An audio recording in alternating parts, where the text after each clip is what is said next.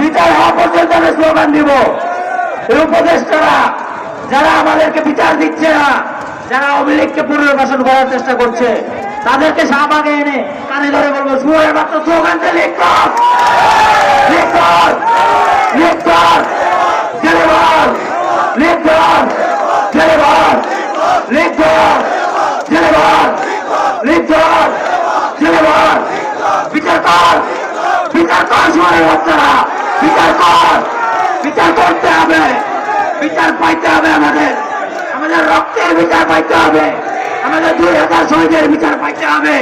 আমাদের 20,000 আহতের বিচার পাইতে হবে, আমাদের 15 বছরের খুন খুন হত্যা অত্যাচার নির্যাতনের বিচার পাইতে হবে, আমাদের ভোট ডাকাতির বিচার পাইতে হবে, আমাদের দ্রব্যমূল্যের ঊর্ধ্বগতির বিচার পাইতে হবে, আমাদের ইকোনমি ধ্বংসের বিচার পাইতে হবে। ভারতের কাছে বেঁচে দেওয়া আমাদের দেশ,